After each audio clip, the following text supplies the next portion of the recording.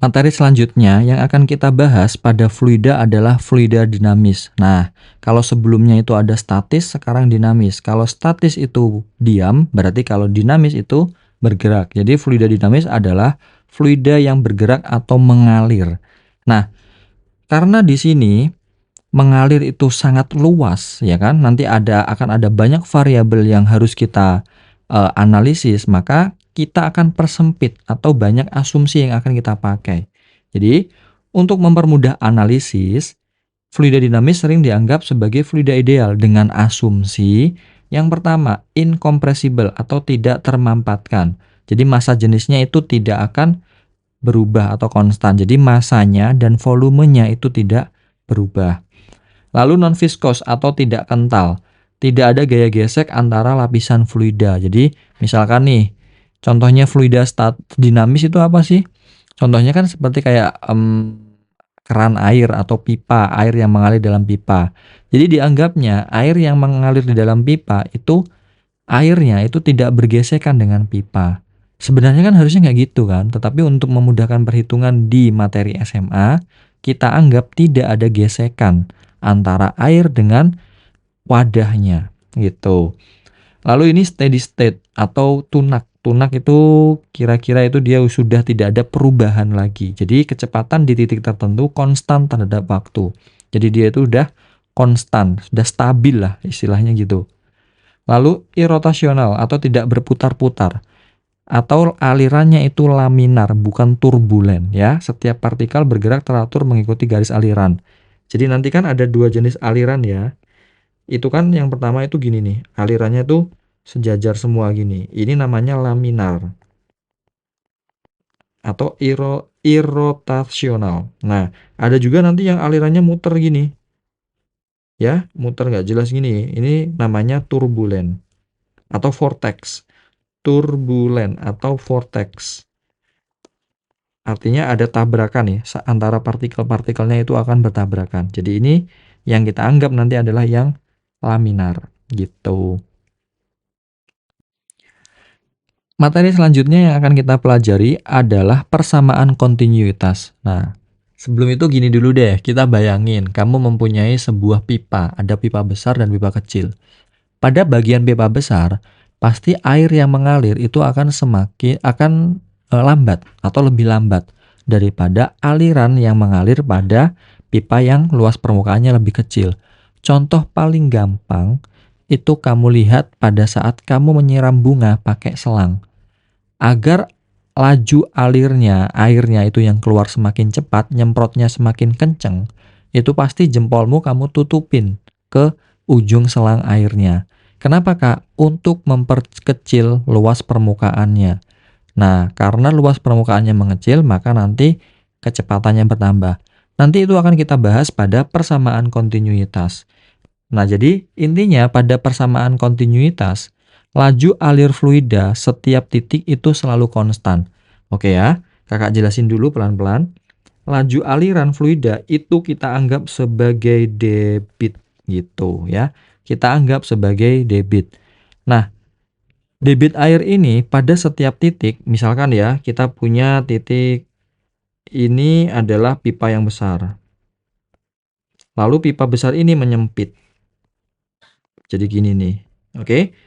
Jadi di sini, ini kan misalkan airnya mengalir pada, anggap aja ini titik 1, lalu ini keluar pada titik 2. Di sini, berarti kan ini ada A1, luas penambang 1, ini luas penambang 2. Dia nanti ini kan masuknya dengan kecepatan V1, keluarnya dengan kecepatan V2. Nah, pada titik 1 dan pada titik 2, itu debitnya sama. Ingat ya, debit itu adalah volume per waktu. Jadi volume per waktu itu debit. Pada kondisi seperti ini, debit pada setiap titik itu sama. Jadi nanti Q1 itu sama dengan Q2. Jadi kita tahu persamaan yang pertama nanti adalah V1 atau volume 1 ya. Volume 1 dibagi dengan T1 sama dengan volume 2 dibagi dengan T2 gitu. Nah, tetapi kan ini kan nggak ada kaitannya dengan kecepatan, Kak. Bagaimana dong? Nah, kita turunkan dulu persamaannya. Misalkan nih, misalkan dia A1 ya ini ya, dia berpindah dari sini nih ke sini sejauh S gitu ya, sejauh S. Nah, jadi kan volumenya ini kan kita anggap segini lah ya. Namanya volume, volume yang benda yang satu ini ya, yang gede ini. Nah, rumusnya apa volume? Luas alas dikali dengan tinggi. Ingat ya, volume itu adalah luas alas dikali dengan tinggi. Jadi dalam hal ini berarti A dikalikan dengan S. Ingat ya, A dikalikan S. Jadi gini, kita analisis dulu. Jadi kan Q awalnya kan volume dibagi dengan waktu. Nah, volumenya kita ganti menjadi luas dikalikan dengan jaraknya kita anggap adalah S, sejauh S. Tingginya kita anggap S ya, jarak dari sini sampai ke sini tadi. Dibagi dengan waktunya itu T. Nah, ingat, S per T itu kan velocity atau kecepatan. Jadi di sini kamu tulisnya A dikalikan dengan V. Nah, itu ketemu ya. Jadi luas alas dikalikan dengan kecepatan. Maka di sini nanti dapat persamaan yang kedua, A1V1 sama dengan A2V2. Ingat ya, kalau V-nya seperti ini ya kakak nulisnya, itu berarti volume. Kalau V-nya ada bulatan kecil di atas, itu kita anggap kecepatan gitu. Jangan sampai salah. Nah, gini, pipa itu pasti luas penampangnya itu adalah lingkaran. Maka nanti A-nya bisa kamu ganti menjadi pi R kuadrat atau bisa juga 1/4 pi D kuadrat. Maka di sini, ini kita dapat persamaan pertama ini ya. Lalu persamaan kedua yang ini. Nah, persamaan ketiga nanti kan gini, A-nya kamu ganti menjadi pi R kuadrat, berarti pi R1 kuadrat kali V1 sama dengan pi R2 kuadrat kali V2. Pi-nya coret. Maka nanti kita dapat persamaan yang ketiga, itu R1 kuadrat kali V1 sama dengan R2 kuadrat kali V2. Itu, ini persamaan yang ketiga. Nah, lalu yang D ya sama aja ya, nanti 1/4 pi-nya kita coret aja ya, berarti langsung aja nanti jadinya D1 kuadrat kali V1 sama dengan D2 kuadrat kali V2. Gitu ya. Jadi kita dasarnya itu dari debit, di setiap titik sama. Nah, perhatikan tadi, Kak, kenapa tadi kok misalkan dari sini ya, misalkan semakin sempit, A-nya semakin kecil, maka V-nya semakin besar, ya kita cek aja. Kan tadi kan rumusnya kan dari sini ya, kita ubah jadi gini. A1V1 per A2 sama dengan V2. Lihat aja antara A2 dengan V2. Berbanding terbalik. Ya kan, berbanding terbalik. Artinya, semakin besar A2, maka V2-nya akan semakin kecil. Itu namanya terbalik itu gitu. Jadi semakin kecil luas permukaan 2 atau A2-nya semakin kecil, maka V2-nya akan semakin besar. Nah, itu membuktikan kejadian yang tadi ya, bahwa kalau misalkan kalian menutup ujung selang air, maka nanti laju alirnya, kecepatan alirannya yang keluar, semburannya itu akan semakin kencang karena berbanding terbalik dengan luas permukaan. Gitu. Oke ya? Sebuah pipa besar mempunyai luas penampang 6 cm kuadrat. Ujungnya mempunyai keran dengan luas penampang 2 cm kuadrat. Kecepatan zat cair yang mengalir pada pipa yang besar 0,2 meter per second. Dalam waktu 10 menit, zat cair yang keluar dari keran adalah, kita gambar dulu ya, kira-kira gini. Jadi ada pipa yang besar, lalu di ujungnya ini ada sebuah keran. Nah, di ujungnya ada sebuah keran. Kita gambar dulu kerannya. Oke. Nah, kira-kira seperti ini. Nah, lalu anggap aja ini adalah titik 1 ya, yang besar ya. Jadi A1-nya itu kita tulis bawah aja. A1-nya itu 6 cm kuadrat, kita ubah ke meter jadi 6 kali 10 pangkat min 4 meter kuadrat. Dan kecepatan alirannya pada pipa besar itu V1-nya 0,2, kita ubah jadi 2 kali 10 pangkat min 1 meter per second gitu. Diketahui pada pipa kecilnya itu atau kerannya, pada keran ini anggap aja A2. A2-nya itu 2 cm kuadrat, kita ubah menjadi 2 kali 10 pangkat min 4 meter kuadrat. Nah, selanjutnya waktunya itu 10 menit. 10 menit kalau diubah ke second itu sama dengan 600 second. Yang ditanya adalah volumenya berapa. Ingat ya, kita punya dua rumus untuk debit. Debit itu rumusnya yang pertama adalah volume dibagi dengan waktu, atau debit sama dengan luas penampang dikalikan dengan kecepatan aliran. Nah, ini berarti kan persamaan kontinuitas. Artinya apa? Debit di titik 1 dan di titik 2 itu sama. Jadi kita tulis aja Q2 sama dengan Q1. Atau debit pada titik pertama atau titik 1 itu nanti akan sama dengan debit pada titik kedua. Karena yang ditanya adalah pada volume pada titik kedua, berarti yang titik kedua kita tulis volume dibagi dengan waktu, sedangkan yang di titik pertama itu kita pakai yang A dikalikan dengan V, A1 kali V1. Ingat ya, harus konsisten. Kalau 1 semua, kalau 2 semua. Nggak boleh misalkan kamu tulisnya A1 kali V2 atau A2 kali V1. Gitu ya. Oke, kita lanjut. Jadi volume dibagi dengan 600 sama dengan 6 kali 10 pangkat min 4 dikali dengan 2 kali 10 pangkat min 1. Maka nanti volumenya sama dengan 72 dikali 10 pangkat min 3 meter pangkat 3. Oke? Nah, ini kan harus diubah ke liter ya. Ingat ya. Liter itu sama dengan dm pangkat 3. Dari meter pangkat 3 ke dm pangkat 3 itu dikali 1000. Berarti kita tulis jadinya 72 dm pangkat 3. Atau volumenya sama dengan 72 liter. Jadi jawabannya adalah yang C. Gitu ya. Perhatikan gambar di bawah ini. Fluida masuk melalui pipa berdiameter 20 mm yang memiliki cabang dua pipa berdiameter 10 mm dan 15 mm. Pipa 15 mm memiliki cabang lagi, yaitu dua pipa berdiameter 8 mm. Lalu fluida di pipa berdiameter 8 mm adalah 1,25 meter per second. Dan laju air pada pipa 10 mm adalah 0,4 meter per second. Laju fluida di pipa berdiameter 20 mm adalah, nah ini adalah persamaan kontinuitas, artinya debit yang masuk, total debit yang masuk pada suatu sistem itu harus sama dengan total debit yang keluar pada sistem yang sama, gitu ya. Nah, jadi awalnya ya konsepnya itu Q total yang masuk itu harus sama dengan Q total yang keluar. Oke, perhatikan yang masuk itu kan hanya Q1 ya, ini hanya Q1, sedangkan yang keluar itu ada Q2, lalu di sini ada Q4, dan ini ada Q5.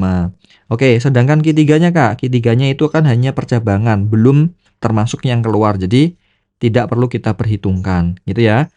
Nah, sedangkan kalau dia hubungannya dengan D dan V, kecepatan dan diameter, berarti kita pakai rumus, awalnya kan Q, rumusnya Q itu kan volume dibagi dengan waktu, atau bisa juga Q itu adalah luas penampang dikalikan dengan kecepatan. Nah, pipa itu kan bentuknya, penampangnya adalah lingkaran, berarti luas penampangnya adalah 1/4 pi D kuadrat dikalikan dengan V, gitu ya. Nah, di sini kita tulis dulu, berarti kan nanti di sini kita tulis Q1 sama dengan Q2 ditambah dengan Q4 ditambah dengan Q5. Q1 berarti kita tulis 1/4 pi D1 kuadrat kali V1 sama dengan Q2-nya 1/4 pi D2 kuadrat kali V2 ditambah 1/4 pi D4 kuadrat dikalikan dengan V4 ditambah 1/4 pi D5 kuadrat dikalikan dengan V5. Nah, di sini itu kan ada 1/4 pi-nya semua. Berarti boleh kita coret semuanya, gitu ya. Kita bagi dengan 1/4 pi semua. Oke, maka kita tulis ulang jadinya D1 kuadrat kali V1 sama dengan D2 kuadrat kali V2 ditambah D4 kuadrat kali V4 ditambah D5 kuadrat dikalikan dengan V5. Kita masukkan angkanya. Apakah perlu diganti, Kak? Satuannya harus ke SI semua, harus ke meter semua, Kak? Tidak perlu ya, karena di sini itu kan perbandingan. Kelihatannya bagaimana untuk membedakan dia harus diganti atau tidak? Kalau rumusnya sama semua, hanya perbedaan di titik mana, titik 1, titik 2, titik 4, titik 5, tetapi rumusnya sama semua, maka tidak perlu diganti satuannya. Maka langsung kita tulis jadi 20 kuadrat dikalikan dengan V1 yang kita cari, dikali dengan 10 kuadrat dikalikan dengan V2. Oh, V2-nya sudah ada ya. V2-nya di sini 0,4. Dikalikan dengan 0,4 ditambah dengan D4-nya 8 kuadrat dikali 1,25 ditambah sama 8 kuadrat dikali 1,25. Oke, jadi di sini 400 V1 sama dengan 100 dikalikan dengan 0,4 ditambah 64 kali 1,25 ditambah 64 kali 1,25. Jadi 400 V1 sama dengan 40 ditambah 80 ditambah 80. Maka 400 V1 sama dengan 200. Maka V1-nya sama dengan 200 per 400. Coret dapat 2, coret dapat 1. Maka nilai V1-nya sama dengan 0,5 meter per second. Gitu ya. Jadi jawabannya adalah 0,5 meter per second. Ingat, kalau ada soal seperti ini selalu Q yang masuk harus sama dengan Q yang keluar. Nah, dan kalau dia itu rumusnya sama semua ya, hanya perbedaan titik, maka tidak perlu diubah satuannya. Di materi sebelumnya, pada persamaan kontinuitas, kita kan hanya membahas tentang perubahan kecepatan dan perubahan luas. Nah, tapi bagaimana nih? Apa yang terjadi kalau misalkan pada fluida yang mengalir, itu yang berubah, itu tidak hanya kecepatannya, tetapi juga ketinggiannya dan tekanan pada fluidanya. Nah, inilah yang akan kita bahas nanti dalam hukum Bernoulli. Jadi, hukum Bernoulli itu mengatakan bahwa pada aliran fluida ideal, jumlah antara tekanan fluida, energi kinetik per satuan volume, dan energi potensial per satuan volume pada setiap titik adalah konstan atau konstan pada sepanjang arus garis arusnya. Oke, Kakak jelaskan ya pelan-pelan ya sesuai dengan yang kita pelajari. Jadi gini, misalkan ini ada sebuah pipa. Pipanya ini nggak hanya mendatar, tetapi ini akan berbelok ke atas, misalkan berbelok ke sini. Oke. Nah, ini nanti ada air yang masuk nih, kita anggap sebagai V1. Oke, nanti airnya kan di sini akan keluar sebagai V2. Misalkan dia posisi tanahnya ini nih, ini permukaan tanah. Ini permukaan tanah. Nah, maka kita hitung dari sini ke sini, dari tengah ya, itu kita anggap H1. Lalu ini juga kita hitung dari sini, kita anggap sebagai H2. Ini A1-nya, ini juga A2-nya. Di sini karena ada perbedaan ketinggian, perbedaan kecepatan, perbedaan luas permukaan, maka nanti di sini ada P2, ini juga ada P1, gitu ya. Nah, hubungannya apa? Sesuai dengan hukumnya, mengatakan bahwa jumlah antara tekanan fluida, berarti P-nya, ya P, ditambah dengan energi kinetik per volume, ditambah dengan energi potensial per volume, itu akan konstan atau selalu sama. Anggap aja K selalu sama, gitu ya.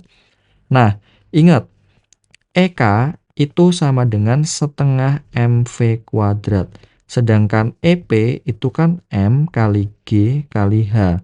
Berarti di sini kita tulis ya, jadi P ditambah dengan setengah MV kuadrat per volume ditambah dengan M kali G kali H per volume itu selalu konstan. Nah, Rho, bahwa ingat ya, Rho itu sama dengan M per V. Jadi di sini nih, ini dan ini nih, kalian ganti menjadi Rho. Maka nanti P sama dengan, P ditambah, sebentar,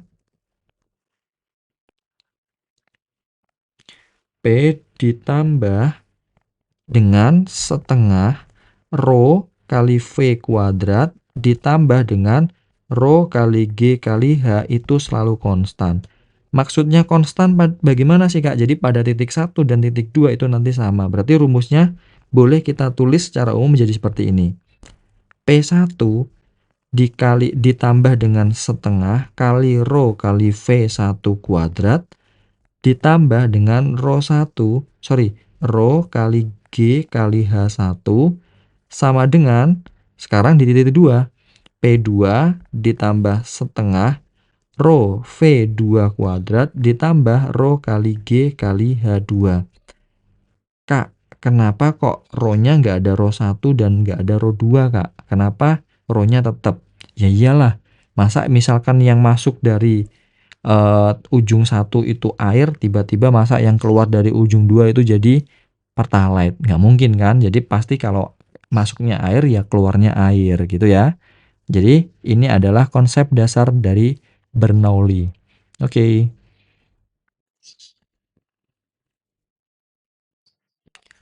Hukum Bernoulli menyatakan bahwa pada aliran fluida ideal, jumlah tekanan statis, tekanan dinamis, dan tekanan hidrostatik pada setiap titik aliran adalah konstan. Pernyataan berikut yang paling tepat menggambarkan makna hukum Bernoulli adalah, oke, kita tulis dulu ya persamaan dari hukum Bernoulli. Jadi persamaannya adalah P ditambah dengan setengah Rho V kuadrat ditambah Rho kali G kali H itu adalah konstan atau tetap pada setiap titik aliran. Nah, kita tulis keterangannya, P adalah tekanan, Rho adalah massa jenis, V kecepatan aliran, G adalah gravitasi atau percepatan gravitasi, lalu H adalah kedalaman. Nah, kita cocokin satu-satu. Pertama yang A, tekanan fluida hanya bergantung pada kedalaman, tidak hanya bergantung pada kedalaman ya. Ada kecepatan juga, ada tekanan juga, ada massa jenis juga. Lalu yang B, semakin besar kecepatan fluida, semakin kecil tekanannya. Nah, ini perhatikan di sini.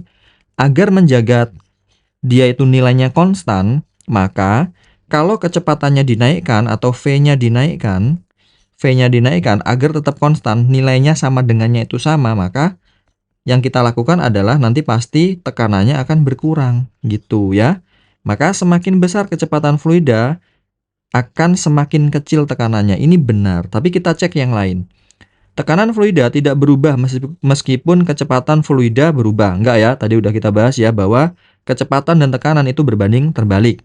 Jadi kalau kecepatannya bertambah, tekanannya berkurang. Kalau kecepatannya berkurang, tekanannya bertambah. Jadi ini salah. Tekanan fluida berbanding lurus dengan kecepatan fluida. Salah, tadi udah kita bahas. Jadi ini salah. Tekanan fluida hanya dipengaruhi oleh gravitasi. Salah juga, dia dipengaruhi oleh Rho atau massa jenis, kecepatan, dan kedalaman. Oke, jadi ini salah. Maka jawaban yang paling tepat adalah yang B.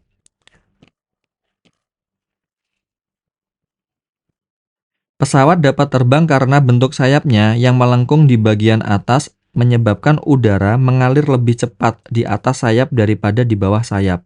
Berdasarkan hukum Bernoulli, hal ini menyebabkan, jadi kita ilustrasikan dulu sayap pesawat ya. Kita ilustrasikan dulu kira-kira ginilah ya. Nah, ini POV kita dari samping. Kalau kita iris melintang ya. Maka nanti ini kan sayapnya akan mengalir udara seperti ini nih. Ini bagian atas, ini bagian bawah. Oke, jadi nanti kita anggap di sini ada V atas, kecepatan aliran di atas, di sini ada kecepatan aliran di bawah.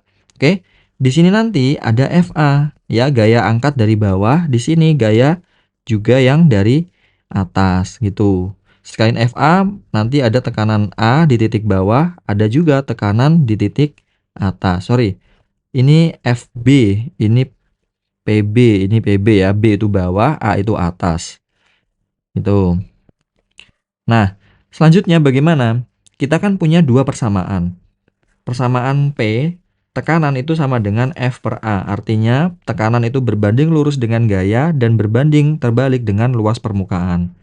Oke? Yang kedua, kita menggunakan Bernoulli. Bernoulli itu P ditambah dengan setengah rho V kuadrat ditambah dengan rho kali G kali H itu selalu konstan pada setiap titik atau harus sama pada setiap titik.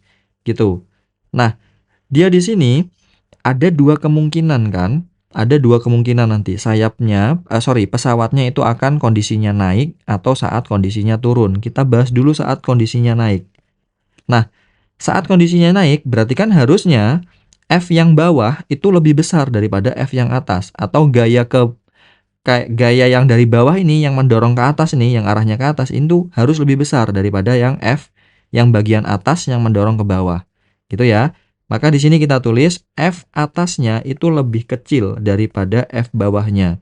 Atau F dari bagian bawah, gaya tekan dari bagian bawah itu harus lebih besar daripada yang bagian atas. Nah, di sini tadi kita sebutkan bahwa P itu berbanding lurus dengan F. Artinya ini juga sama. P di bagian atas itu harus lebih kecil daripada P bagian bawah. Gitu kan? Sekarang kalau V-nya bagaimana? Kita lihat dari sini. Kalau P-nya kita naikkan agar nilainya tetap konstan, maka V-nya harus kita turunkan. Artinya P dan V itu berbanding terbalik.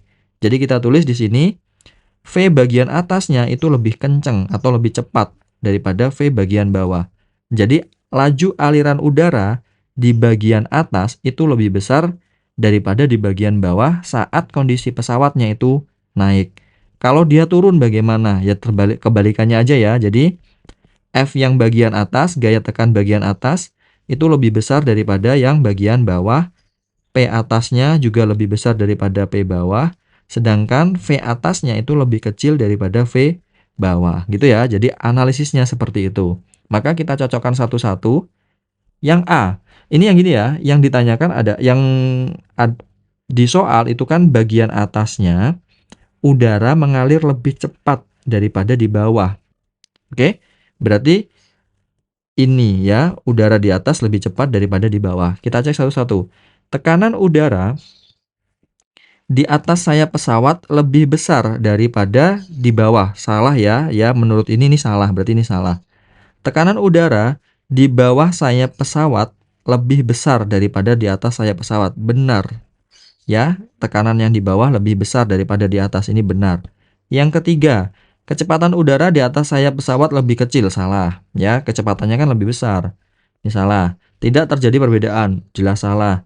Gaya angkat hanya berasal dari mesin, bukan dari bentuk sayap. Salah ya, berdasarkan ini mempengaruhi. Berarti jawaban yang paling tepat adalah yang B. Suatu pipa berjari-jari 15 cm disambung dengan pipa lain yang berjari-jari 5 cm. Keduanya dalam posisi horizontal. Apabila kecepatan aliran air pada pipa yang lebih besar adalah 1 meter per second, tekanan pada pipa besar 10 pangkat 5 Pascal, maka tekanan pada pipa kecil adalah berapa Pascal? Oke, kita tulis dulu yang diketahui. Di sini diketahui RA-nya atau jari-jari di titik A. RA-nya itu 15 cm. Sedangkan RB-nya itu 5 cm. Nah, lalu diketahui lagi kecepatan aliran di titik A itu 1 meter per second dan tekanan di titik A adalah 10 pangkat 5 Pascal. Nah, yang ditanya adalah tekanan di titik B ini berapa? Gitu. Jika bertemu soal seperti ini, maka kita menggunakan dua persamaan. Persamaan yang pertama itu adalah persamaan kontinuitas. Oke, persamaannya itu gimana, Kak? Jadi, debit pada setiap titik itu harus sama. Jadi, QA sama dengan QB atau QB sama dengan QA. Nah, QB yang ada kaitannya dengan kecepatan itu kan A dikalikan dengan V. Jadi, AB dikalikan dengan VB sama dengan AA dikalikan dengan VA. Nah, luas penampangnya, kalau dia pipa itu kan dia lingkaran, maka A-nya boleh kalian ganti menjadi pi R kuadrat. Jadi sini kalian tulis jadi pi kali RB kuadrat dikalikan dengan VB sama dengan pi kali RA kuadrat dikalikan dengan VA. Pi-nya kita coret, RB-nya itu kan 5 cm ya. Apakah perlu diganti Kak? Dikonversi ke meter? Tidak perlu ya. Karena rumusnya kanan kiri sama, maka tidak perlu diganti satuannya. Jadi di sini kita tulis 5 kali 5 saja. Dikalikan dengan VB sama dengan 15 kali 15 dikalikan dengan VA-nya 1. Ini kita coret, ini 3. Ini juga kita coret, ini 3. Maka nanti VB-nya sama dengan 9 meter per second. Nah, dari sini kita tahu bahwa VB-nya itu 9 meter per second. Nah, selanjutnya, oh iya tadi, ketinggian B-nya kita anggap 3 meter, tetapi ketinggian A-nya itu kita anggap 0, karena dia posisinya di permukaan tanah, jadi kita asumsikan ketinggian A-nya itu 0. Nah, setelah kita ketemu VB-nya, yang kedua kita menggunakan persamaan Bernoulli. Nah, persamaan Bernoulli itu gini.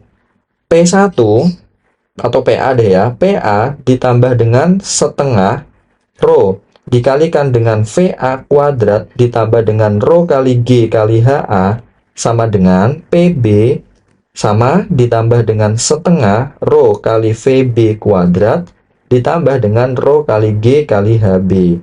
Gitu ya. Nah, kita lanjut aja. PA-nya itu 10 pangkat 5 jadi 100.000. 100.000 ditambah dengan setengah kali rho-nya adalah air jadi 1000 dikali 1 dikuadratkan ditambah dengan 1000 dikali 10 kali 0 karena ketinggian A-nya itu 0.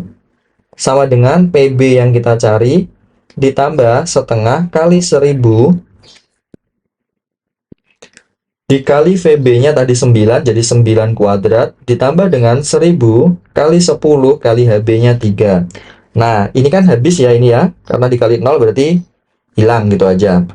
Jadi di sini 100.000 ditambah dengan 500 sama dengan PB yang kita cari ditambah dengan setengah kali 1000 itu 500 kali 9 kuadrat 81 500 kali 81 itu 40.500 ditambah dengan 1000 kali 10 kali 3 30.000.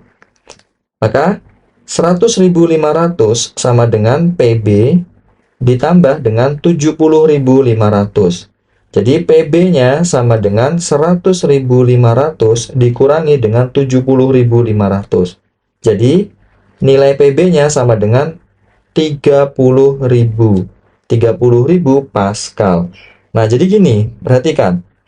Kalau kecepatannya meningkat, jadi dari 1 menjadi 9, maka nanti tekanannya akan berkurang. Jadi, kalau kecepatannya dari 1 menjadi 9, maka tekanannya menjadi awalnya 100.000 menjadi 30.000. Jadi, jawabannya adalah yang C. Gitu ya.